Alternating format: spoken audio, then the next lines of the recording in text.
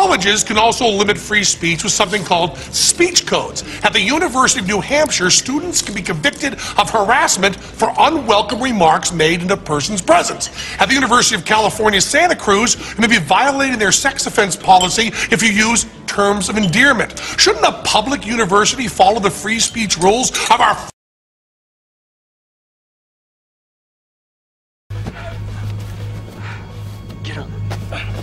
Get off my lawn.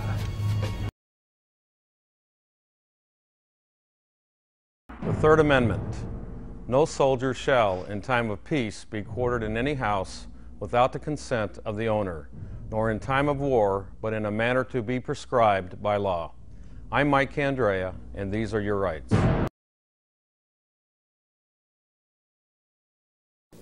And she takes advantage of the all-important peephole.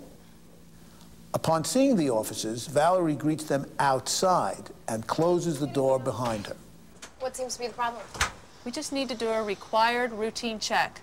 Now, if everything's okay inside, could you go ahead and let us take a look? Everything's under control, officers. Look, I know you're both just doing your jobs, but without a search warrant, I can't let you inside. Again. Without a search warrant, I can't let you inside.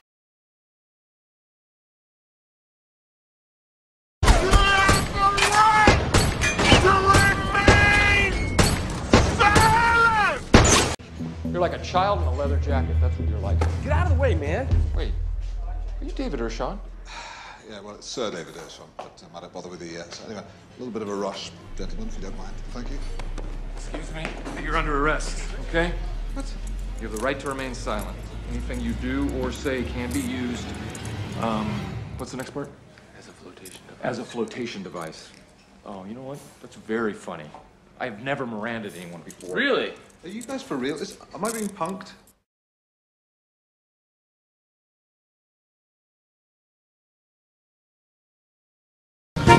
Ms. Whitaker, have you ever served on a jury before? No. Have you ever been the victim of a crime? No. Is there any reason you can think of that you would not be able to decide this case in a fair and impartial manner? No. Okay. Thank you for your time. Absolutely. Moving on, Your Honor. Could you state your name, sir? Larry David. Mr. David, I'm Counselor Condon. Counselor Condon, nice to meet you. Have you ever served on a jury before? No. Have you ever been the victim of a serious crime?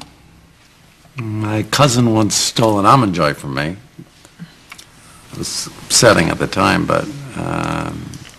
I don't think that would be considered a serious crime.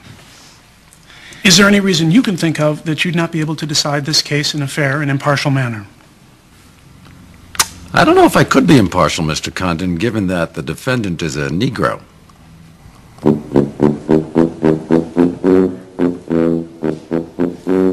Problem?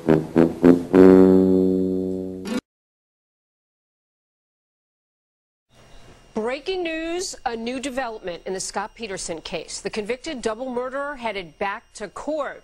This time it's not his freedom that's on the line, it's his cash. A judge decided yesterday that the family of Laci Peterson will have to reprove his guilt in court in order to pursue a case of wrongful death. That's a civil court.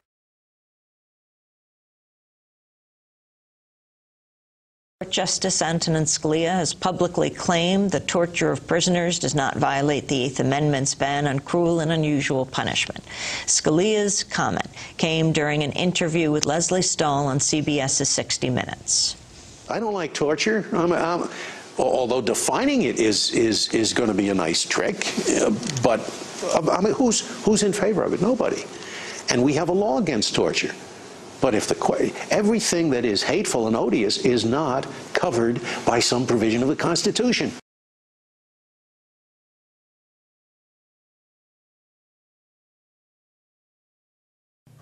The 9th and 10th Amendments.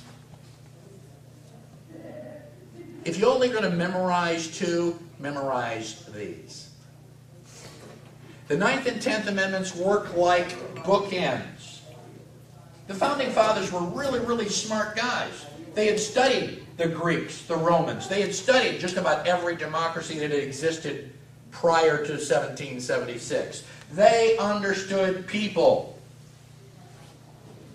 They understood that they were mortal, they understood that they were fallible, and they understood that there were flaws in the Constitution.